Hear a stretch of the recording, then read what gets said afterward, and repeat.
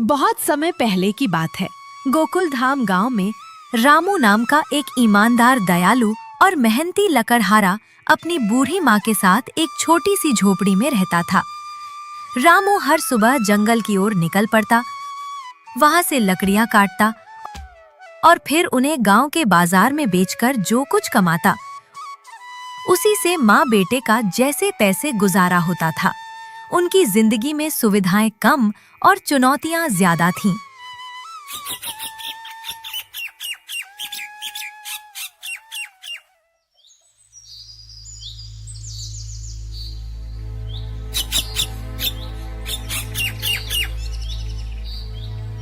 रामू मेरे बच्चे, आज फिर जंगल की ओर जा रहा है। तेरी काया तो सूखती जा रही है।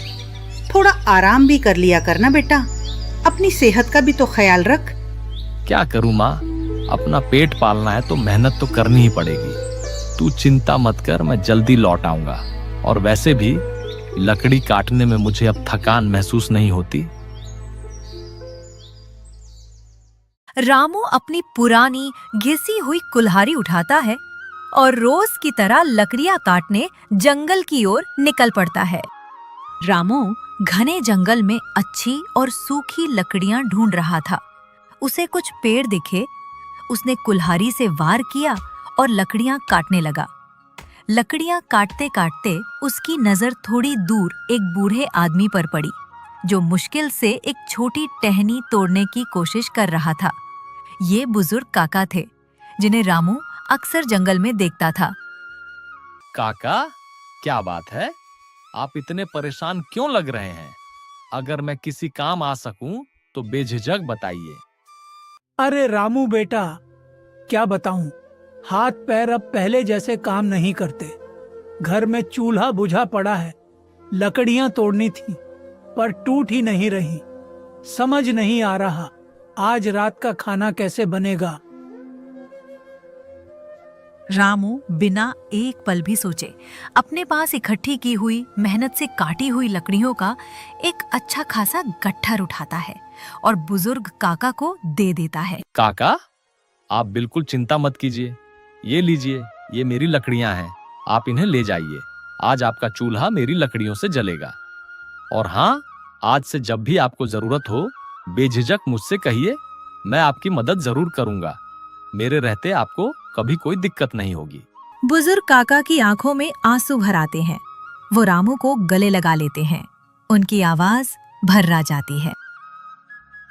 रामू बेटा, तू सचमुच भगवान का भेजा हुआ फरिश्ता है। तेरी दयालुता का कोई मोल नहीं। भगवान तुझे हमेशा खुश रखे, तेरी हर मनोकामना पूरी करे। रामू काका की मदद करके मनी मन बहुत खुश होता है। उसे लगता है जैसे आज उसकी दिन भर की मेहनत वसूल हो गई।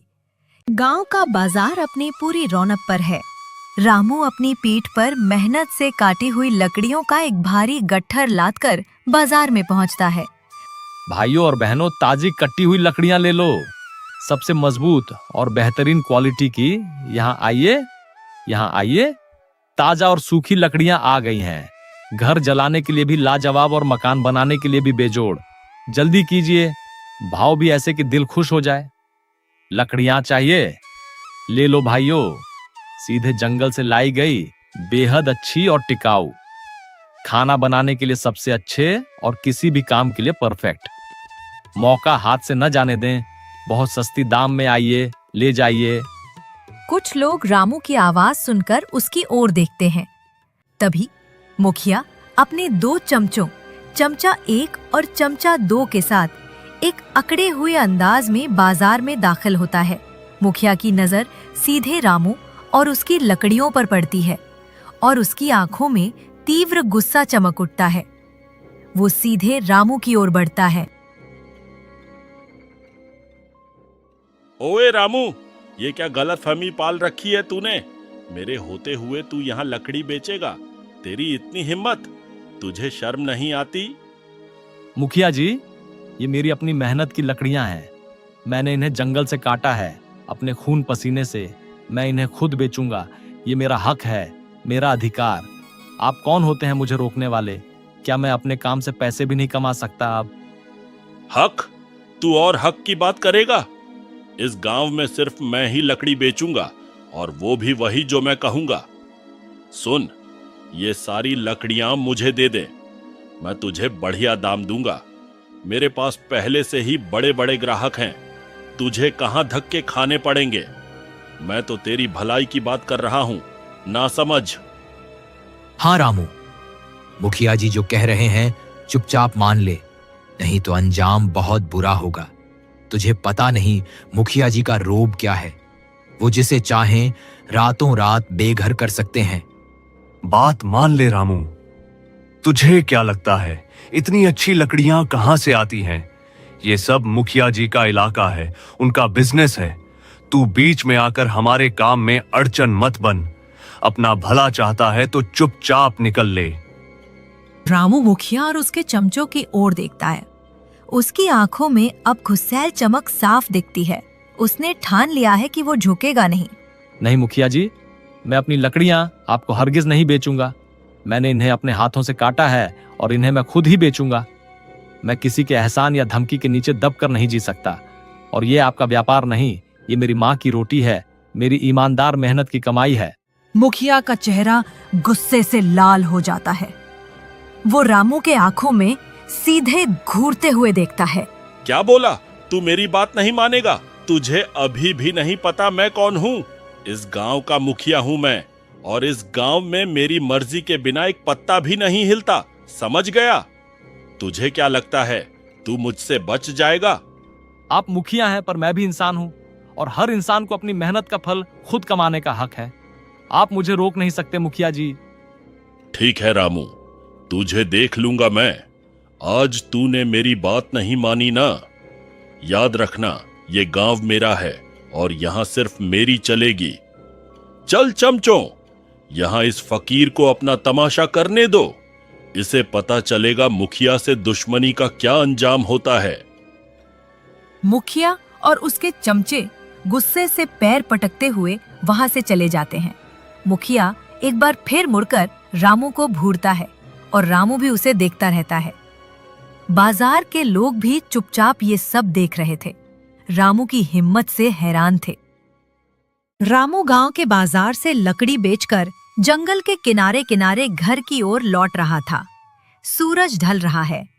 तभी उसे थोड़ी दूरी से एक सुनाई देती है। रामू तुरंत उस आवाज की दिशा में बढ़ता है। वो एक झाड़ी के पीछे देखता है और उसकी आंखें एक अति सुंदर दूधिया गोरी गाय पर पड़ती हैं, जिसका एक पैर बुरी तरह से घायल है। अरे तुझे क्या हुआ मेरी प्यारी? इतनी सुंदर गाय और ऐसे घायल पड़ी है। कौन तुझे इस हालत में छोड़ गया? रामू धीरे धीरे बड़े प्यार से गाय को सहारा देकर अपने घर की ओर ले चलता है। गाय भी रामू के साथ बिना किसी हिचकिचाहट के चल देती है।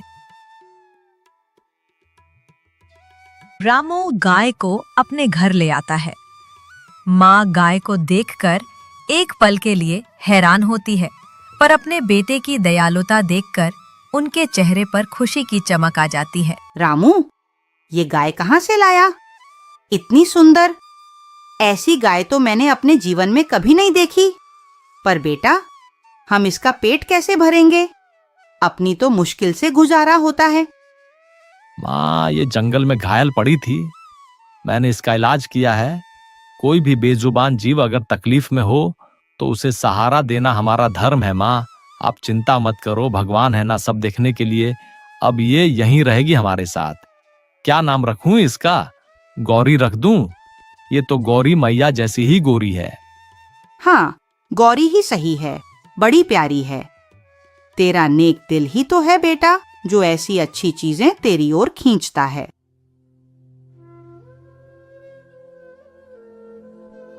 रात का समय था।